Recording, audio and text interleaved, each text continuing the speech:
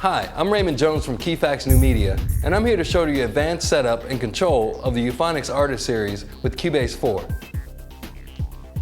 If you open the U-Control Settings menu, you notice a box that says Control Unit Banks Independently. With that box checked, what that means is you'll be able to control the bank and nudge functions of each of the Artist Series controllers separately. Otherwise, they will bank together. On the top of the U-Control Settings menu, you'll see several tabs. Let's start with the General tab. Within this tab, you'll see several options. The first option is Workstation Tracks Knob Set Changes. What this means is that if you press a parameter like EQ, for example, it will show up for the selected tracks and all the other tracks you select as well. A time-saving tool when you have a lot of tracks.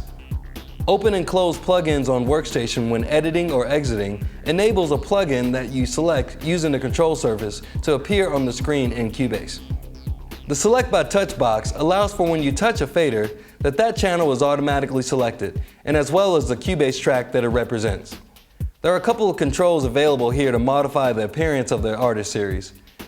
You have the MC Mix Display Dim Time, which lets you set how long before the OLEDs are dim. Here you can change the brightness of the MC Controls touchscreen. You can also assign a foot switch for hands-free start and stop of recording. The next tab is the Assign tab. This is where you can lock the faders to certain tracks within Cubase. I'm going to assign the Master fader in Cubase to channel 12. The next tab is Layouts, where you can store your fader assignments. I'm going to name this layout assignment Master Fader. You can store up to 48 layouts, and they save with the project file.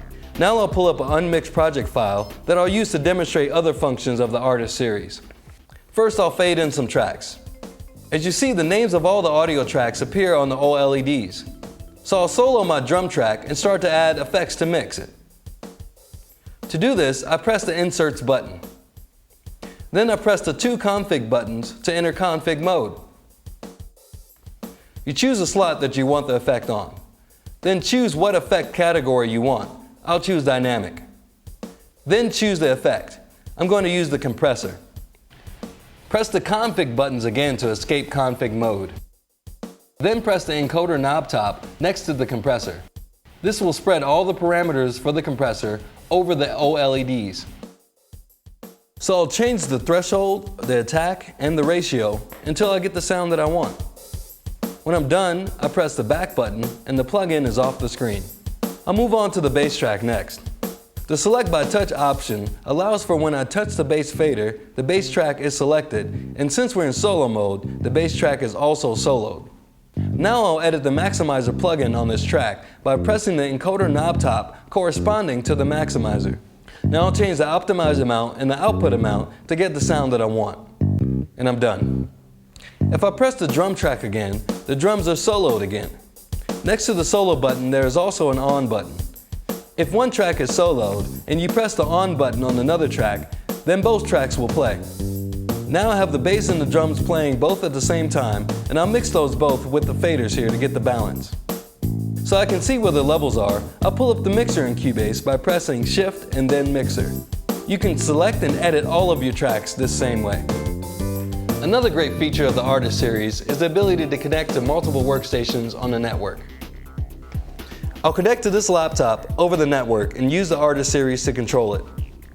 On the second workstation, you need to run the Yukon Workstation Installer. Once done, go to your System Preferences and choose Universal Access. There you click Enable Access for Assistive Devices. This will allow the Artist Series to control the second workstation. Then restart the computer. Now that we've restarted, connect an Ethernet cable from the router to the second workstation. Then go to the U-Control Settings menu on the first workstation and choose the Workstation tab. Find the second workstation and click Add. The new workstation is now connected.